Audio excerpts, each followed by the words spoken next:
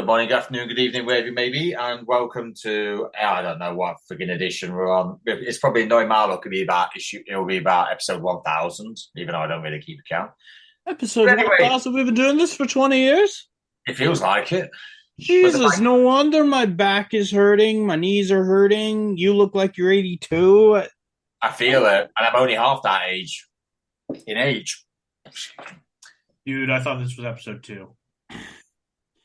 To be honest with you, it's probably your 10th episode, I imagine. I think so. Yeah, it's something close. So happy double digits, Ben. Yes, congratulations, you survived this long. Uh, You probably will survive a lot longer, to be honest. Yeah, And the worst thing is he's not even sweating whether he'll be here next week or not because he knows he will be. yeah. Mm. So with that being said, ladies and gentlemen, I have with me the discount Mark Hamill, the man who is waiting a phone call from Warner Brothers Discovery, but he knows that David Zaslav won't even give him the time of day, Mr. Nathan Tasker. Mr. David Zaslav gives That's All Folks a whole new meaning. And it's awful. It is. And in fact, what is Ben's title this week? For God's sake, why don't you just make him do it? Oh, then Ben can do his own intro then. Benjamin. Hi, I'm Ben. See? It's a beautiful intro. You could have had any intro. You could have built yourself up, but you were just like, nah, I am Ben. That's it. He knows who he is. The people know who he is. It makes sense. Good intro. Look, the only time I'm going to build somebody up is right before I tear them down. That includes me. Has he built you up yet, Nath? Oh yeah, I've tore them down a lot, too. You don't want to know how many times we've actually he's done that. Oh, I can imagine. I mean, we got a damn good long history. Bet you have. Usual topic will follow. It's actually a bit of again, I seem to be going from a different change from the norm, so it's actually a good one. But so it's actually good. So all the other ones were bad. You heard it here, folks.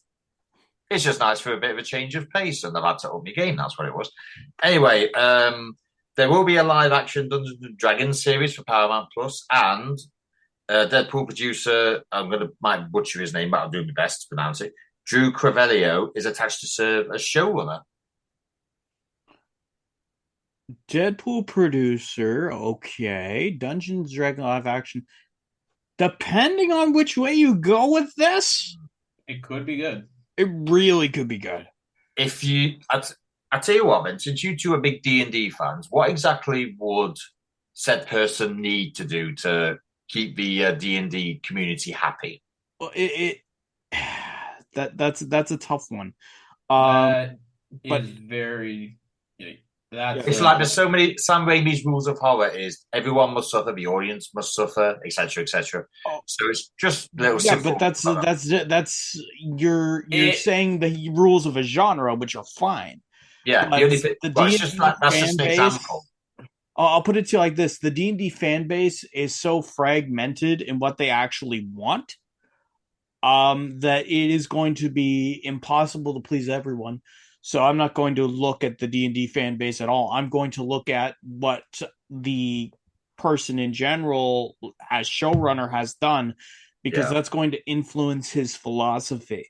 When I look at somebody who was once a producer on Deadpool or whatever he was on Deadpool, I look at that and be like, okay, so a fairly creative superhero film that was focused primarily around comedy and absolutely batshit crazy combat.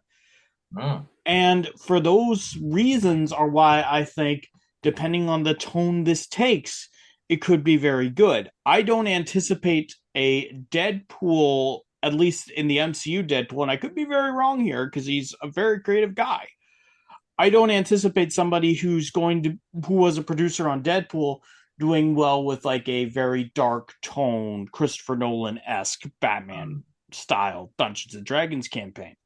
Anything you do in Dungeons and Dragons could be incredibly good, but Dungeons and Dragons to a lot of people is incredibly different depending on what they want. All right, I only have one thing to say about it, really. The Legend of Driz. Yep. Okay.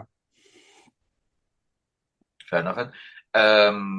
Avengers Infinity War and Avengers Endgame directors Joe and Anthony Russo said it would be a no-brainer to direct a DCU movie with James Gunn as the co-CEO, and mentioned that Batman is one of their favorite characters.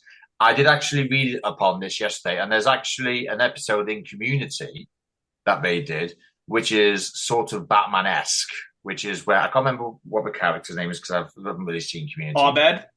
It might be. Something of his goes missing, and he has to employ his detective skills to find it. That would definitely be Abed. Yeah. So, if you want to know the story, Annie accidentally steps on his Batman DVD, which has a like a specialized director's cut, like a personalized director's cut type thing, and breaks it. She hides it, blames it on the landlord, and they go through a whole bunch of hijinks to show that Abed, try to make Abed believe that this guy done it. It wasn't, and the whole way, Troy is telling Annie to just tell him the truth, but Annie keeps spinning more and more lies that get outrageous, and it's freaking hilarious.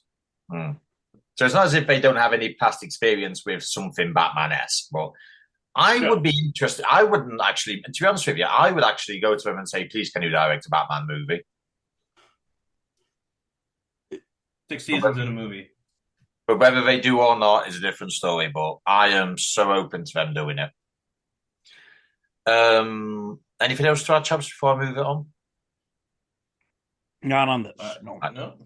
Paramount Plus is working to create a live-action adaptation of Galaxy Quest with Mark Johnson, a writer from Breaking Bad and who was an executive producer on the original film, on board to pen the scripts. Okay. You can't get Alan Rickman back. Yes, that is. Alan Rickman was the best part of that entire movie. But I love the idea of Galaxy Quest, especially if you're going back and doing a more TV show-esque idea. Whether or not you bring back the original cast sans Rickman is up to you on this one. But for me, this could be very, very good if it is spoofed the right way. Yeah. Obviously, Alan Rickman is the biggie. Yeah. Now it's up to if they recast the character or if they don't bother with the character at all and put someone different in. Yeah. But the question is, I don't think whatever they do, they're not going to win. Well, the thing is, I love Galaxy Quest just because of how insanely bad it was. It was bad in all the right ways. It's you're the room, basically. Yeah. Yeah. But it's bad in all the right ways. It is the perfect guilty pleasure movie. And it is just it was absolutely wonderful. So are you going to do an in-canon Galaxy Quest show, which is probably, well, it could be good. It could also be the most boring way you take it. Or is it going to be a case where you're going to go similar to what the movie did with, all of these actors living outside of their characters? Yeah. Beautiful movie. Either way, I love Galaxy Quest. Actually, it's near enough celebrating its. It was 96 it was released, wasn't it? I forget what Galaxy Quest. It was either 96 or 99. It was. So either way, it's either 24 years old or 27 years old, depending on the year. I'm sure it's 96. 99. Oh, is it? So it's right. Next year it's celebrating its 25th anniversary then. It was right. Yay. Oh, well done, mate. I was 3 years out, but then again, a lot of good happened in 96. We had our first F1 world champion for 4 years, and that was probably the last one aside from Lewis Hamilton that we had. When asked how he convinced Hugh Jackman to join Deadpool 3, Ryan Reynolds said, "What we pitched him was enough of a divergence from the character that he knows and the character that he's left behind that gave him something completely new to play." I'm both excited and terrified. Yeah, I generally don't. I mean, bearing in mind my comic book knowledge isn't great, But everyone, I remember, and I think we've discussed this many a time, Nate. Everyone was whinging that he didn't play Wolverine properly. Then when he played Wolverine properly, everyone was not. Everyone was happy. But how can you play a character differently when I'm sure you can, but obviously my comic book knowledge isn't great, so I don't know how many iterations of Wolverine there's been. So there have been tons of iterations of Wolverine. Yeah. Let's get that started and out right away. But you can't tell me that the Wolverine of X and X2 is the same as the Wolverine we got in Logan. It can't be. Yeah. So I think the reason Hugh Jackman came back to Logan was the same reason he came back for Deadpool 3. That is what has me excited and terrified because there's so many different ways you can take Wolverine and do it well. It might even be the same Wolverine in Logan because I seem to remember Jackman or Reynolds saying it's actually set before Logan. So it might actually be the same Wolverine in Logan, but until it comes out, we don't know. Bit of bad news for you boys. James Carter Cathcart, who provided voice for Professor Oak, Gary Oak, James, and Muth in the Pokemon anime, is retiring from voice acting after 25 years due to an advanced form of cancer that has spread to his throat. Okay, I was waiting for this one to come up. First of all, and my name's Meowth, not Muth. What in the world is Muth? Muth. It's like a legendary Pokemon with a lisp. What are you doing? Chris Eubank had a lisp and look how well that suited him. So here's the thing. Number one, for those purists out there, James Carter Cathcart was not the original voice of James and Meowth. That was Eric Stewart, Ted Lewis for the first 15 episodes, Eric Stewart, and then Matty Blouston, and I think Nathan Price was his name, respectively, for James and Meowth. He is not the most iconic voice, but he is the one who did it the longest. That being said, though, because I had to get that out of the way, because I know Dean would not know that, and 4Kids Pokemon is life. It's incredibly both heartwarming and sad to see James Carter Cathcart get this advanced form of throat cancer. Knowing what I know about the voice acting industry and just generally about voice acting in general, you kind of need your throat. Your throat is your musical instrument that you can use a lot of different inflections towards. So if you were to get throat cancer of any kind, it is sort of the kiss of death of voice actors. And there's only ever been one person who's had a form of throat cancer that is significantly close to this. I haven't done enough research on it to be sure, but if you look at the case of Rob Paulson, who was the voice of Yakko and Pinky on Animaniacs and Pinky and the Brain, respectively, as well as approximately 1.5 billion other roles, Rob Paulson is a god. Yeah. He actually went through throat cancer about 5 or 6 years prior to this, while still trying to work, and he documented his experiences in a book. I believe it was called How an Animaniac and Pinky and Whoever Saved My Life. It was absolutely dreadful to go through this. So my heart is with James Carter Cathcart.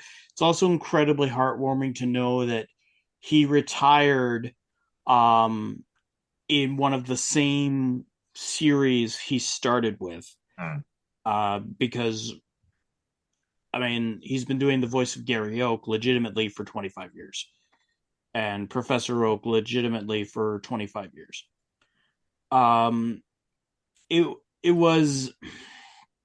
It's sad to hear about this news. I wish nothing but the best for James Carter Cathcart.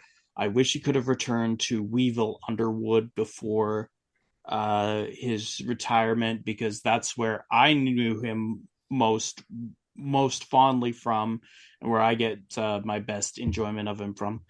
But that being said, heart and mind go out to James Carter Cathcart.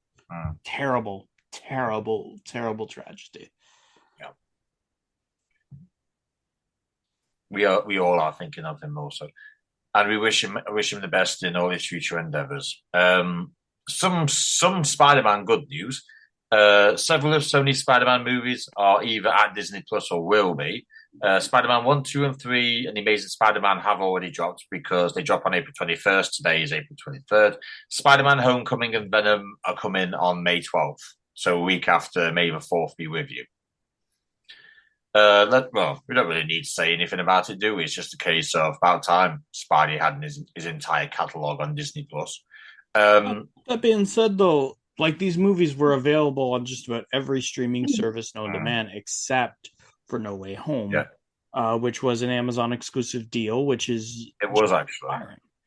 So it makes sense that they're all going to go to Disney Plus, and Disney Plus is going to make a big deal out of having them because you will finally have a lot, if not all, of your Spider-Man all in one place, which is what it should have been when Spider-Man No Way Home released, but I digress.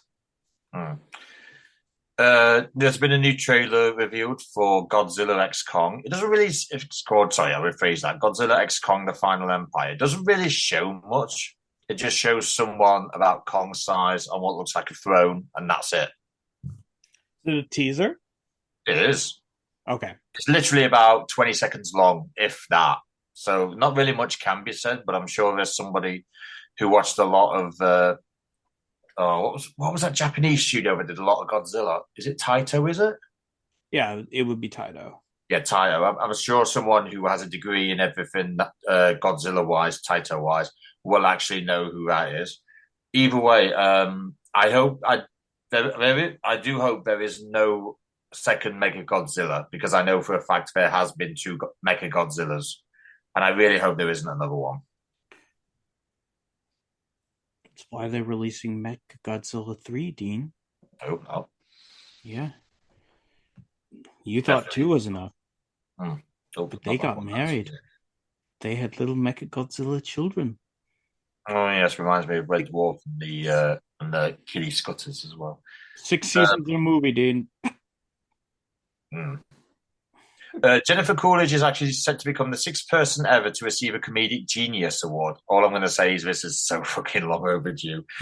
Jennifer Coolidge is going to be recognized for incredible funny bone by way of the Comedic Genius Award during the MTV Movie and TV Awards next month. She's only the 6th person, to receive the prize, and the others have been Jack Black, which is understandable, Sacha Baron Cohen. I'll gloss over that. Melissa McCarthy. Why? Why did she get it? Yeah, no reason for her to have it. There is no reason for her to have it. Kevin Hart. That's somewhat understandable, actually. Although I do wonder, is Dwayne Johnson etched on that award as well? Because normally about the other. He's not. The Rock is not nearly. I'm sorry, The Rock is not funny. He's not funny, but the thing is... The Rock is not funny, and you're doing Kevin Hart a giant disservice by saying he can be. Did you hear him sing to Vicky Guerrero on... Yeah, I do remember that one, actually. That was pretty funny. Do you want to know what was hilarious about that? Since, we're going to do this. Hot take on this. The lyrics themselves are fine. The Rock sings them well. What made it funny was Vicky Guerrero's reactions, because that was what Vicky did. And Michael Cole and Jerry Lawler laughing like little schoolgirls on commentary all throughout it. Yeah, and to think that wouldn't have happened without the lyrics. The other person to get this award has been Will Ferrell, which is totally understandable. Okay. So there are tons of problems with the Comedic Genius Award in itself. Yeah. I was waiting. You have missed several fantastic comedians who have paved the way, and one who stands head and shoulders above. Very much just meaning one person, just so the whole audience knows. One person very much stands alone as a god among men, women, and especially children. A man who we tragically lost 9 years ago. And no. So where is Robin Williams' Comedic Genius Award? To be honest with you, he should have that, and he should also have a lot as well.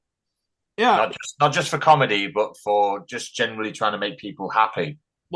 Well, it isn't even just that. Robin Williams had a lot of range. Like, this is no disrespect to Jennifer Coolidge, Kevin Hart, Jack Black, and anyone else who's kind of, on that list of comedic genius awards, and Melissa McCarthy, who So it is I generally don't know why she's there. I do not find it funny at all. I mean, clearly she has done something to make someone laugh.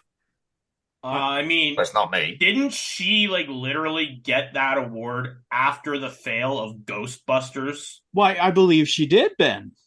Wow. Yeah. And yeah, no, she I'm sorry. You cannot have a prestigious comedic genius award with only 6 people, while having one of those people be Melissa McCarthy. Yes, I was also not thinking. have Robin Williams on there. And you don't have Jim Carrey as a well. farce. I know Jennifer Coolidge is funny. Oh, she is. But she's no Robin Williams. You've sullied the reputation of your award in more ways than one. And even then, you can go back and look at great comedians of the past and look at them and say they are way more funny than whoever your lowest benchmark is. I'm going to give you a perfect example of somebody who I feel is more deserving than a certain member of that, but a lot of people. Yourself doesn't count, Nathan. Yourself doesn't count. No, Lisa Lampanelli. Okay. Oh yeah, she's really good. Lisa Lampanelli. But she is raunchy as anything. And she's a professional roaster who showed up on every Comedy Central roast for about 5 or 6 years.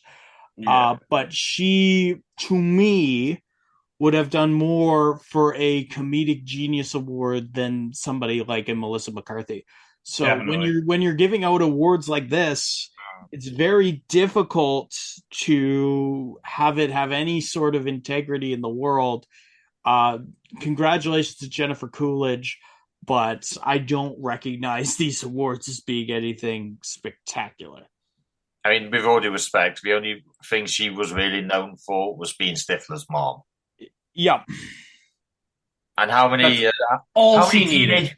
How many teenage boys? Versus Melissa McCarthy. That is all she needed. Yeah. Just lastly, before we head on, ISID star John Leguizamo told Good Morning America that he tips in $100 bills when dealing with waiters, waitresses, and valets, which is nice. It's nice to see that someone's not too expensive for anyone. He's actually been quoted as saying, "Come on, this ain't the 70s. You can't tip with $20 bills. People are going to throw that back at you. You've got to give back. If people are giving you their best service and you don't tip them, come on, who are you? I'm not a cheapskate." The question is, do people with more money than him also tip $100 bills? No. Probably not. No. Although, people might just... I'm sure there are some that do. Like, I've heard stories of some that do. Yeah, I would. If I actually had if I had the same money as J-Lo, let's say, I would actually tip generously. Yeah, my issue with it is he's saying to everybody, it's not the 70s anymore. A 20 is not enough. A 20 is a lot to some people. It is. A 20 is fried chicken. A 20 in England is McDonald's. Or, in my case, a very big Domino's pizza. Great, now I want pizza. Thanks, Dean. So I'm fine. Yeah, Ben did actually mention fried chicken before I mentioned pizza. So blame Ben, don't blame me, mate. Actually, Nathan mentioned fried chicken. Yeah. Oh. I don't know. I only said a 20 is a lot to people. Yeah. Oh, I will rephrase that then. Nathan said fried chicken. I said pizza. Yeah. So fried chicken. The only thing is that puts me off with Domino's pizza over here is, one, it's too expensive. I don't even think $100 would actually get me a full family meal, to be honest. Yes, it is that expensive. God, get some coupons, man. Oh, these are with coupons. It's just ridiculously so expensive, particularly when I can actually in fact, there's a pizzeria near me where I could actually get 2 teas for about £20 actually on separate nights, believe it or not. This is offers as Are you well. getting a Domino's pizza delivered by a ferry? Oh no, this is another chain as well. There's a pizzeria near me that was run by two brothers, but one brother apparently broke off and set up his own franchise, and it's the brother who set up his own franchise whose pizzas we took into more. They're quite nice as well. They're cheaper than they're a lot cheaper than Domino's. Not that I mean to be self-promoting him or anything, but he does do good food. Anyway, boys, I did mention this to the guys before we came on there. First reviews for Guardians of Galaxy Volume 3 are out. The general consensus is that it's very, very good. As a movie critic myself, I can actually discuss this topic with my own agenda. What is it about movies that excites you enough to go watch it, and how much sway does a critic have to persuade you to watch it? If I may set the bar, gentlemen. Yeah, go ahead. Movie critics don't really sway me whatsoever. I mean, there was a review over here for Iron Man 2. I'm not going to say who it is, but I absolutely severely hold disdain for this person, even today. He said nobody would watch it and everyone would leave, leave midway through or leave before the credits finish. When I went to watch it, everyone was laughing. Nobody left. And I think the other thing is, I mean, it's like with Friday the 13th back in the 80s. Critics hated it. Audiences loved it. So as far as how much sway do they have, not really that much, to be honest. I'll have a look at what the things are. I mean, it's like for John Wick. Not that I really care about what IGN puts. When IGN gives it a 10 and say it's probably better than all the other three, it's kind of like, okay, I'll take that on board. But when I go and watch it, I'll make my own choice. And it was fucking brilliant. But at the same time, what is it about a movie? All I'm going to say is I'll see the trailer, see if it interests me or not. I am cautious because I saw the trailer for Ghost Rider Spirit of Vengeance, a really shitty one with Nick Cage done by Marvel Knights, which should have been a hell of a lot more better than it was. All the action was in the trailer. Literally, you could have saved yourself however much it was you spent to watch it just by watching the trailer. So I would say that critics don't really, as long as critics are more like a guideline for me now. Because like I said, as far as I'm concerned, majority of critics are just in it for themselves. Because it's almost like, and this is going to be a bit controversial here, boys, it's almost like some critics don't even watch it. They just think, right, I'll watch a trailer of it and I'll make a review out of it and I'll make it even worse than it already is. But the fact of the matter is, a lot of those critics are wrong. So as far as the sway goes, not much. I'll take that on board, but that's about it. So here's the thing, just to build off of you. Critics had a lot more sway on me like back in the day when I was 16, 17, 18 on what I wanted to watch. Not only with movies but with television. And there were two of them in particular, Siskel and Ebert. Yes. Siskel and Ebert were very, very good critics because they looked at things from a multitude of lenses, one of which was including the way that my lens would look at things. Mm-hmm. And then they would aggregate that into a total. I think what happens now is when you look at critics in general, well, anybody can be a critic. Anybody can have a voice. And it's not about finding the ones that, can gel with you or the ones that can challenge you. It's the fact that you're seeing about 375 critics come out versus any sort of movie and figure out whether or not, they're wonderful. Perfect example of this, Super Mario Bros. Movie is a movie I want to see. Yeah. And I want to see it simply because as much as critics have panned the movie, which they have, a lot of critics have panned this movie. What it does do well is within the Mario universe, it has callbacks to everything. It looks like it was done by people or overseen by a giant mega corporation that cares about the Mario franchise and video games as a whole. It's the same with Sonic the Hedgehog. Critics were middling on it. Movie itself, very, very good because it's an IP that's, A, I enjoy, and B, the fan base is, for lack of a better word, rabid. and would not accept anything other than, good. But no, critics had no sway on me. Critics have no sway on me nowadays. I will look at some of their reviews. Does it make sense to me? Sure. What sways me to go see a movie is number one, the actors and actresses in it. Uh-huh. If Robin Williams was in a movie back in the day, and even now, I would look at it a lot more fondly and a lot more favorably than I would look at the same movie, same script without Robin Williams. Yeah. Number two, because I'm a huge animation fan, how is the animation in the movie? If it's pleasing to me to look at, I am more apt to go and see it in general. One of the reasons that I wanted to go see Bob's Burgers, and I'm really ticked off that our theater didn't get it, is because any sort of preview that I saw of the movie, the animation looks so vibrant and bouncy. And you go and read about the history of the movie and the script and how much effort was put into that animation. You have to go, from my perspective, and see that animation and see just how much and how great that thing could turn out to be. Number three, I don't know how to put this delicately without upsetting anyone. Just do it best you can, mate. If you upset someone, that's their problem. If Dean Connolly hates the movie, that automatically means it's a great movie, and you should go see it. To be honest with you, seriously, before you two even knew me, I did do the odd bit of reviews. Some of my reviews should still be on Facebook under Final Cut reviews. Yeah, before them. There wasn't really that much that I didn't like. Yeah. There was only, like this Sega Monsters University or Project X's. But to be honest with you, when I didn't like something, I made it perfectly clear that I did not like it and it was not worth the time. Majority of my reviews were actually done with people. Yeah. And while I was watching that, I was also listening and studying about it. The funniest thing that I ever got while reviewing a movie, it was actually Fast Six.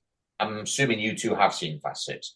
Well, do you remember that time when Luke Evans, as Owen Shaw, goes to Brian and says, maybe you should call Mia? And absolutely not. Yeah. Well, afterwards, after Mia shouts Brian goes and punches him. Yeah. There was a guy about 2 rows from the front, and you know what? He shouted. He went, kick his fucking ass. I'm going to say one thing I did actually. I think I actually put that in review. I went, that's how you know you've played your character to a T. That is something that critics will not put in because they watch it by themselves. They don't observe the audience's reactions. That's what I did. That's what makes me more credible as a critic, or used to make me more credible as a critic than everyone else. Yeah. I know that is a bit of a big boast, but the fact of the matter is, if you see it with people who are paying the hard-earned money for it, then your opinion and your view is more important than anybody else's who doesn't sit with an audience. Okay, now as for me, this is going to be short because everyone else has been long. Critics have absolutely no effect on me. People have no effect on me for seeing things. What affects me on seeing things is a whim. I will literally just look at, like, I'll see a trailer and be like, okay, maybe I'll go see that, and it'll just do it on a whim. Well, see, that's not entirely true, though, because you have told me that people have an effect on you. Specifically, they make me not want to watch it because they hype it up too much. There you go. But they don't have it. No, they don't have an effect on me seeing them. They have an effect on me not seeing them. He has actually said this, ladies and gentlemen. He is not potentially swayed, although if you do boast about something to him, he will not watch it. More than likely. Yeah. But is there people overhype things and it's really fucking annoying? What was the one that was most overhyped to you? Oh, fuck. This is Star Wars, isn't it? No. Isn't it? Oh. No. See, I knew about his credo for movies. That's why I'm like, That's very difficult because I can't think of. Can you think of a good one? Oh God, most overhyped movie. Anything Marvel? That I haven't seen probably because of people hyping it up. Yeah. I can't think of any off by heart because there's just so fucking many. Yeah. But I can't think of the titles because I haven't seen them. Was one of them Jurassic Park? No. No. Even though I seem to remember, because I've seen a documentary on it, when it came out, no other studio dare release anything against it. And to be fair, they spent more on the actual marketing than the actual budget itself. Well, but did you hear kind of about? It was a big franchise. It's interesting that you bring that up. Do you hear about Avatar 2? I know. There we go. There's one. Avatar. Now, can I be brutally honest about Avatar? Never seen it. I have actually seen it, but this is another thing. This is when 3D was overage back about 10, 15 years ago, whenever it was released.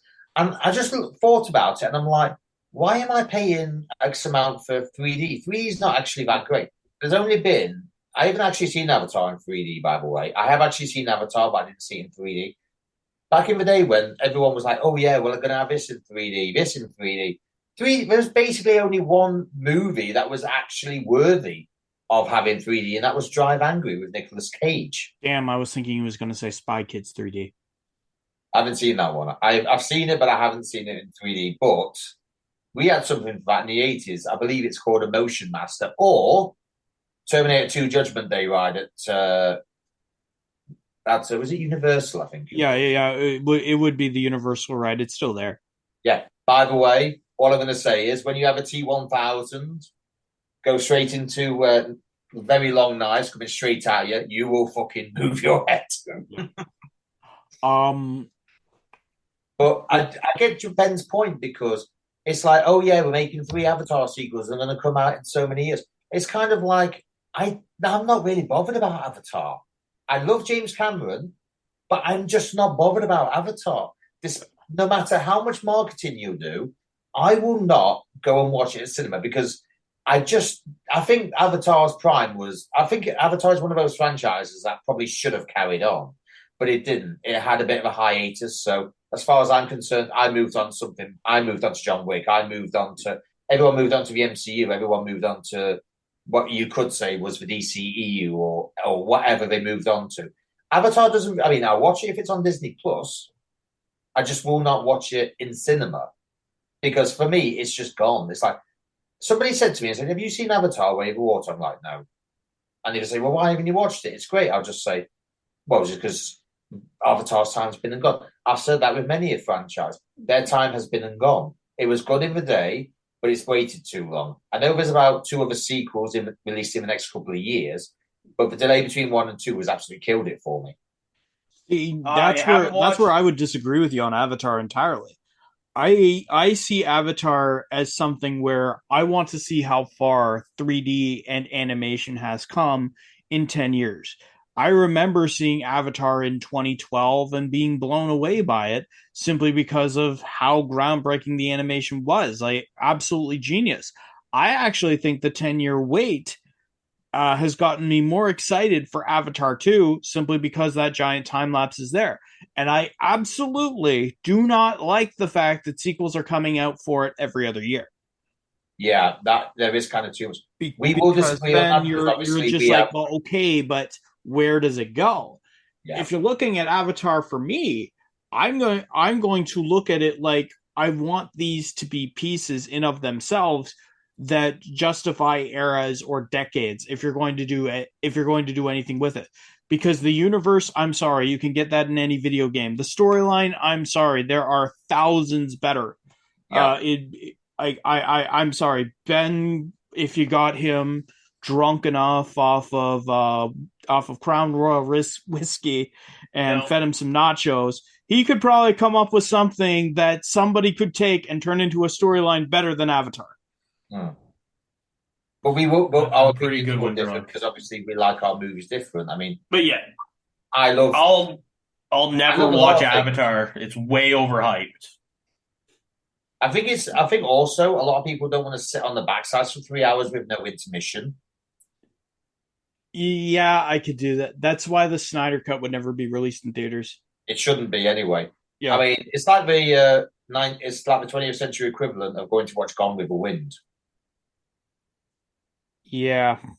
And to be honest with you, I tried even sitting down. This was when I was like 7, 8 years old when it was last on TV. I was like, I can't sit down. It's too long.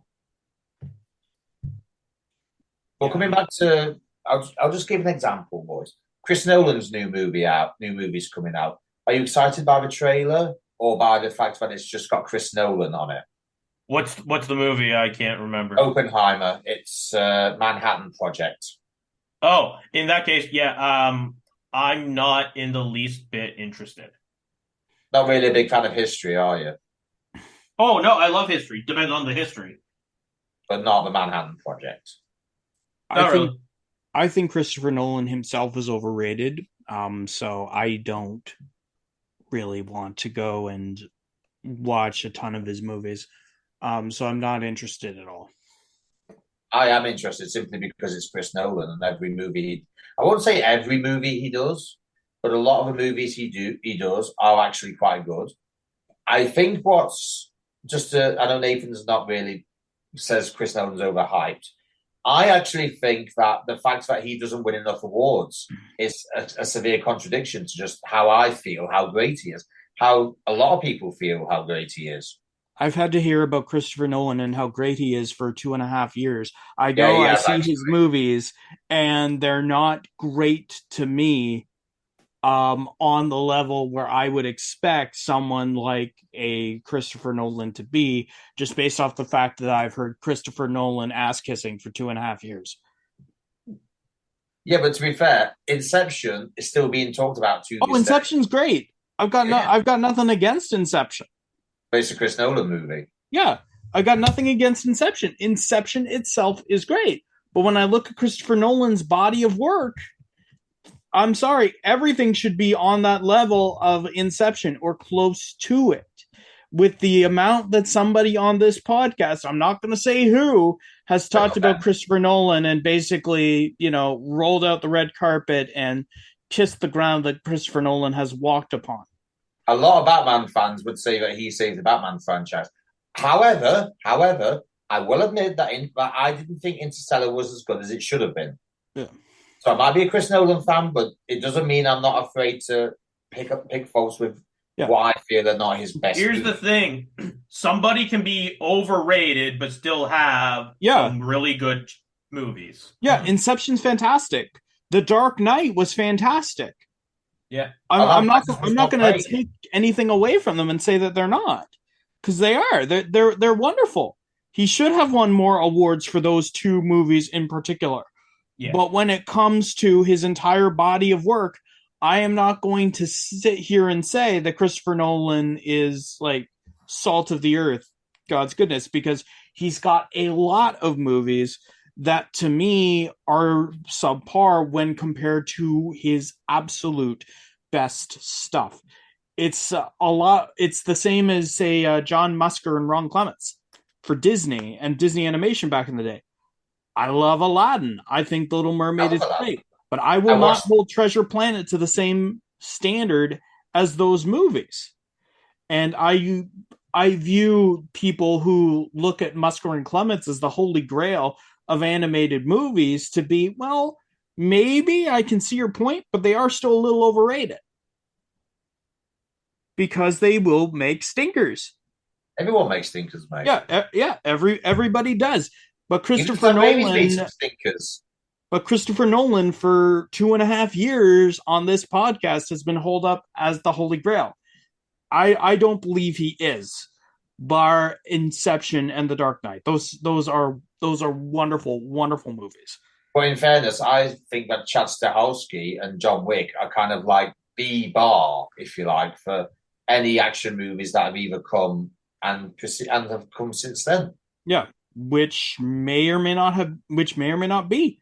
I don't know, but I'm looking at the Christopher Nolan movies. I view he's overhyped, so that movie had better be good. before I even look at seeing it. Whereas I I just don't can't pay be sold. attention to directors' names. Yeah, I can't be sold based off of the fact that Christopher Nolan's directing it. I'll be honest, boys, just to keep it on directors. I love a lot of Ridley Scott's work, but there is the odd sting. There's a lot of his that I don't like. I absolutely love Alien. Hell, the film fucking traumatized me for 20 years. Blade Runner, absolutely love. Not so much keen on Prometheus, Alien Covenant, and the few others he's done. But I do respect what he's done. I respect Chris Nolan for what he's done. I respect a lot of directors for what they've done. But I can respect them, but doesn't mean I love all their work. I just want to point that out. I might consider Chris Nolan one of the best directors in the world, but even I'll admit he has stinkers. Whereas a hardcore Chris Nolan fan would say, "Oh, he doesn't do stinkers. He's absolutely brilliant." Yeah, Everyone everyone does stinkers. Everyone has stinkers, but to me, he's overrated. Doesn't mean he can't produce great stuff, because he can. It's just a matter of he's overrated, so your movie had better be good beyond the Christopher Nolan namesake. And I think that anybody who looks at a movie and goes to see it because Christopher Nolan directed it, well, there needs to be more there, because if you're looking at it and you're not a film student, then there's really no reason to go just based off of the name of Christopher Nolan. Or any I don't think director. you should go off of the name of any director. Yeah. A movie should not be judged based on who's directing it. It should be judged based on it. Yeah, based on who's in it, what's the story, how is the cinematography, how is it shot, there are many directors who have shot like many bad movies that have went on to just have good movies. I'll just give an example. Sean Cunningham did really bad shit before he did Friday the 13th. He did about 4 movies that bombed. I mean, even Robert Zemeckis had loads that bombed before he did Back to the Future. Yeah, it's just a director's name should have no influence on you seeing the movie. What should have influence on you seeing the movie is just you. Yep. I think that's actually in the same brackets as when Nathan says, vote with your wallets. Well, absolutely. Is there something, everything when you go back to Canadian trait that we English don't have? Well, here's the thing. Vote with your wallet is, at the end of the day, it's your time. It's your money. You only get so much of both on this earth. So how are you going to spend it? How are you going to use your time? And if I'm going to sit down and devote 2.5 hours to a movie that I've already spent, like, between the movie and snacks and the experience, like $20, $30, $40 these days, I want to know that whatever I do is going to be worth my time and my money. So if you believe that it is worth your time or worth your money to sit down and see something and engage with something, then go ahead, do it. Think for yourself. Don't let other people sway you. Form your own opinions. Yep. It's literally all there is to it. Yep. All right, Nate, here's a question for you. How much were you looking forward to watching the Marine 6 just because Shawn Michaels was in it? Okay, I'm going to be honest. The Marine 6 was the only one I was looking forward to watching because Shawn Michaels was in it. But you weren't bothered about the others before Shawn Michaels came into it? Absolutely not. Because here's the thing. It's like Ben says. I have a very, very positive opinion of Shawn Michaels. As you do. It doesn't matter what he's done. I go in, I look at the character he's playing. I'm like, okay, I want to see how Shawn Michaels does this, because either it's going to be great or it's going to fail super spectacularly. I go in, I see Becky Lynch is in the movie. Okay, so we're going to go this route. I'm super excited now. Let's do it. But the thing is, the Marine in of itself is a franchise that never spoke to me in general. So I've had wrestling fans come to me saying it's the best thing since sliced bread. I've had wrestling fans come to me saying it's the worst thing in the world. The Marine 6 is the only one I've ever actually watched because Shawn Michaels is enough of a good time for me to vote with my wallet to go and see that.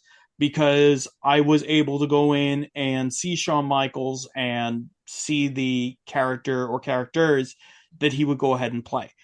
It's similar to Power Rangers Once and Always, which we've talked about off screen. We did. We discussed. I have seen the movie 5 or 6 times simply because I love to see the visual stuff in Power Rangers. Use Your Skull by In Bulk is my favorite one to this day. I must admit, I sort of saw it and I was like, "Oh my god!" And as much as my heart is broken because Jason David Frank is gone, I was incredibly happy knowing the history of David Yost and knowing what they have done to him on set, some of which is theoretical, most of which is confirmed by David Yost himself in 2010, 2011 interviews, that he is able to come back, that they're able to do so much with his character, because Billy was my favorite out of the original 5 before Tommy showed up. He was really the underestimated one, wasn't he? He was. But the thing is, I watch for David Yost, I watch for Barbara Goodson, I watch for Richard Horvitz, who is one of my favorite voice actors outside of Alpha 5. Those are why I watch. That's why I vote with my wallet to watch those things. Despite the fact that I can look at the movie in general and see that, Dean has seen it once and that's all he wants to see it. And it makes total sense to me why. The CGI is terrible. It is absolutely it's god awful. The morphing sequence are god awful. You say Catherine Sutherland looked a bit rusty. Yeah, I asked Dean in general. I'm like, were David Yost and the kid the only ones with acting coaches? Okay, I do have one thing to say about that. In my opinion, I watched it actually last night after I got home. Yeah. David Yost's call out for morphing the Triceratops is the cringiest call out for morphing out of them all. Yes, it is. But it's like, that's the part the other ones do well. Yep. And I don't fucking stand it. It's just so bad. I'm like, oh, come on, you can't give him another take? It was like they were shooting on not so much a tight budget, but a tight time scale. Oh, I think it was a tight budget too. Power Rangers was always done hilariously cheaply. But oh my god, it was like it's the cringiest call out, and every fucking time. Yep. But I think it has to do with his voice. He's not a raise your voice person. He's not. I don't think he is anyway. Anytime that he's calling out, it's morphing time or Triceratops. I don't mind it's morphin time from him because it brings a completely different energy than the other ones.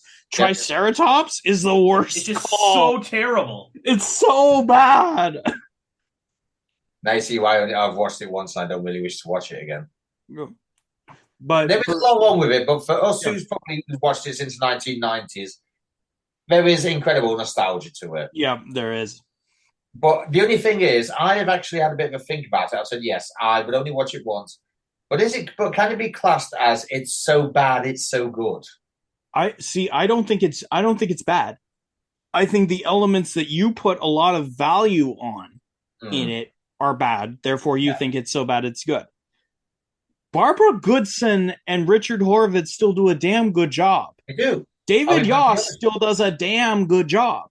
Those are the elements that I put on it. So I'm like, okay, you know what? Sure, some of the actors are very, very rusty. Yeah. Barbara Goodson is not. Richard Horvitz is not. And it feels so good to see them back. And it feels so good to see these characters after this long with this much attention to detail over future events in the franchise. I also love the fact that Zach Taylor is a deadbeat and Adam is like the central authority of the Percussion. There was not enough Johnny Young Bosch in it. There was not enough Johnny Young Bosch in it at all. But I was mortified when there was no more Johnny Young Bosch. I'm like, why? But I am not anywhere. But with the way they ended the movie, it seems very open-ended, like they could continue a story off of it. Which I kind of want them to do. I'm not going to. I really want them to do because. It could probably show up. Like, I know you're not a big fan of it. how the SPA turns into the SPD. Yep. And how they build that. Yep. And at that point, we'd have more Johnny Young Bosch. Yeah, which is a huge draw for Ben. But yeah, no, I love the fact that Adam is basically commander and Zach is a deadbeat. They say he's a congressman, but let's be clear here. He's a deadbeat who steals a young child's house. Sure, he's nice enough to Trini's kid, but that doesn't change the fact that he's moved into her house.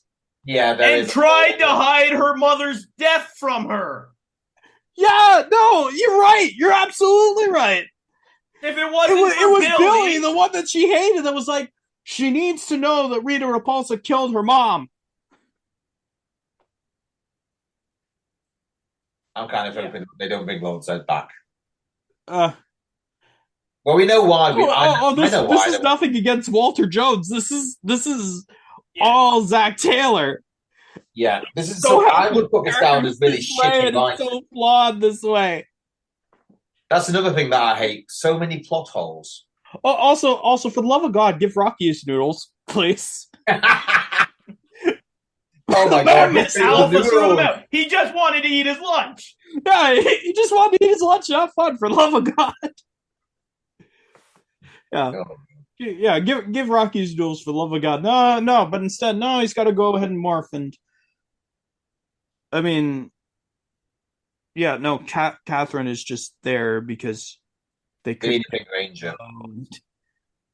I think if Amy Jo Johnson would have come back, I might have enjoyed it a little bit more.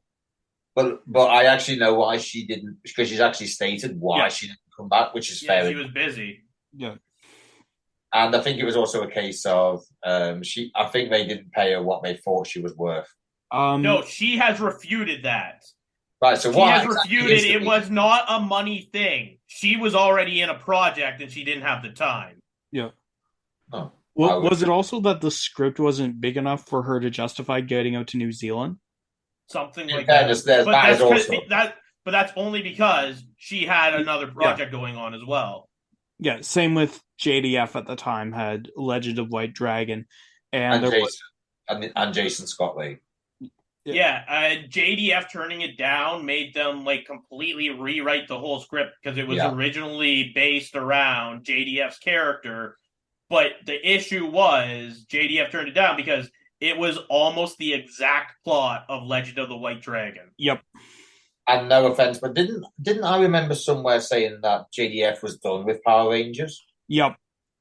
But because he was doing Legend of the White Dragon, which, in so many words, is a rated R Power Rangers movie. Yeah, but we've heard JDF say he's done with the franchise before, and he still came back. Yeah, it's like, I'm tired. I've got one more match in me. One more. And he's very much mentioned on panels and that he would always come back because of how much he loved it and the fans. Yeah, he would also come back if they ever did a PG-13 Power Rangers, which, by the way, he did. Yeah. And if they ever were to kill off Tommy Oliver, he would have come back to do that. Yeah. I don't think they dare do that. Not anymore. No, I mean, this was before he died, obviously. I don't actually think they would have done that. I think the only way... Why would you? He's the most recognizable... Like, I'm sorry. I watched Mighty Morphin for the first couple of years and then fell out of Power Rangers for 10 years. Global stopped carrying it. Who was the one guy I remembered when he showed up for Forever Red, and it blew my mind? Tell me. The guy that took over for him, TJ? No. No. Fuck. Was it the previous one? Was it Jason? Or was it no. Rocky. It was Rocky, right? No, Rocky was in that, right? No, Rocky was not in Forever Red, no. Oh, fuck. The guy that murdered people. Okay, now, to be fair, that guy there was one of the worst Red Rangers regardless, but no. Catherine Sutherland. Well, maybe. Okay, Bulk and Skull. You know what? Honestly, I'm looking at I can remember watching Forever Red and I'm be like, where have I seen you two before? I've seen you two before. Okay, Bulk and Skull's boss in that episode. You mean the one that was not the? I mean, that's just theory. But uh, again, it was like because he was covered Do up with they some. not hold up the phone and be like, "Hey, boss, it's for you"? No. He said, "Excuse me, sir. You have a phone call." And there's been division in the fan base ever since of whether or not that was reverence for Tommy or the fact that Tommy provided them a bunch of seed money. There's a lot of division in this Okay. fan base, but yeah, no, that guy, I'm like, wait a second, what the minute that I saw him with the sunglasses off in his introduction, I'm like, oh my god, that's Tommy. I know Tommy, Yeah. and I just so why would you do something like the death of your most iconic character, Wouldn't. especially Because without Jason David so many people would want to see it. without Jason David Frank? No, without him, no, but with Yeah, him. Like, if with it him, had happened when he was alive, so many people would want to see it. yeah, potentially, yeah. I being one of those people. Oh yeah, no. I would also be one of those people. No. Grab the beer, get our Power Rangers Funkos, and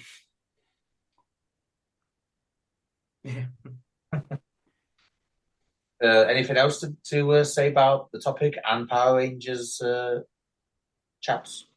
I'm gonna be honest. I forgot what the topic was at this point because we've been talking about what Power what Rangers and the sways you Marine to? and Yeah, what sways you? oh right. Sways you? Alcohol. Okay, now I've got a question about the You did topic. mention this earlier in the week, by the way. This is actually on topic, on brand. Yeah, I just forgot it for a minute. Okay, this is actually on topic, on brand. Okay, do they have 6 multicolored suits of teenagers with attitude looking to fight evil? Because if you have that, I have seen every theatrically released Power Rangers movie. No, Nathan, they have 7. Some even have 5. So much about that 7. But no, honestly, vote with your wallet. For me, it's the actors involved. If it's animated, it's the animation. But for me, at the end of the day, it's vote with your wallet, not what someone says about a certain movie or product. Do your own research. Yeah. As far as I go, if a trailer looks alright, ignore what the critics say. The only critic you should really listen to is us. Because we are from the people, so we can speak for all the people. Wow. Sorry to go very Jacoby on you, but it's true. We are from the people, so we can speak for the people. Wow. Just think I actually used Sir Derek Jacobi as an inspiration on that. Oh. By the way, if anybody doesn't know who Sir Derek Jacobi is, do your history. That's all I'm going to say on it. Have we had Ben's take on this yet? I can never remember. I know you've just had your bit. I've had my bit. I think so. I'm pretty sure I said my take on it. I kept mine short and sweet, though. Oh, that's probably why I don't remember it, because me and Nathan do our passionate bits. So we ramble on incoherently for up to 45 minutes, and that's what makes the podcast so long. Well, we all ramble, let's be honest. With that being said, ladies and gentlemen, Power Rangers here and oh, I forgot what is the title? Is it Power Rangers what? Power Rangers Once and Always. Power Rangers Here and Now. Technically, okay. It's actually starring a bunch of past Rangers. We're gonna bring back all the Power Rangers. Power Rangers Here and Now. Hey, some of those people are dead. Starring Jenna Frank as the new Green Ranger. Why not? That could be the sequel. You know what? She has said she wanted to do it. Yeah. Why not? I'd be up for it. If I tell you what, I'm not. If they do another one, I'm not overly bothered. If you got Jenna Frank to star in it, I would be bothered. Simply because you would have a member of JDS family in there, that's more than enough for me. I know you two will probably watch it regardless, but I would need something more to actually go and watch it again. Granted, it came out on Netflix, so it's not as if we had to vote with our wallets. We just already voted with a subscription that we already got. Oh, there are people who can cancel their subscriptions and bring it back for Power Rangers. Not saying that's what I did, because I didn't. I just kept it for another month because Power Rangers was there. I found it elsewhere. Yeah.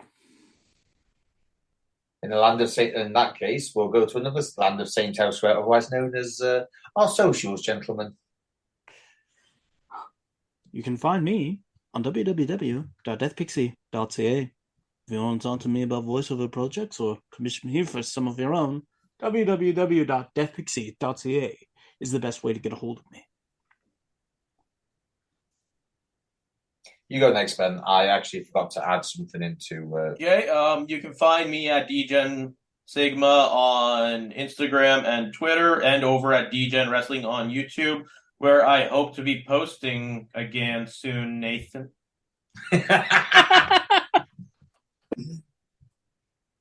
Worker always blames his co-hosts. One rule of working with other people. You can find me on Finalcut Official. You can also find me on Finalcut Directors Cut Podcast. There is actually one bit of news that happened last night, chaps.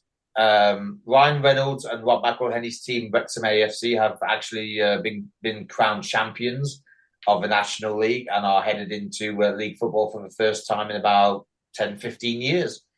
So, by the way, I should point out the champagne was in full flow. Reynolds actually posted last night about how he was super proud of everyone. I believe Rob McElhenney actually shed a tear when they were promoted. Yeah. So congratulations to Wrexham FC. Congratulations to everyone there. Also, congratulations to Rob McElhenney, who had the balls to buy a club to begin with. And I look forward to hopefully seeing Wrexham up my way next year. To be fair, the place I'm near, they actually play in the league where Wrexham will be playing. So who knows? I might even pop to Wrexham next year and get me sent a ticket. Hopefully, when Reynolds and McElhenney are there. But either way, congratulations to Wrexham and congratulations to everyone there. And in that case, we can actually end this podcast very happily. So, ladies and gentlemen, thank you very much for listening, and I hope you wish Wrexham the best of luck in the English National League, as I do. So, we'll see you next week. Hip hip cheerio.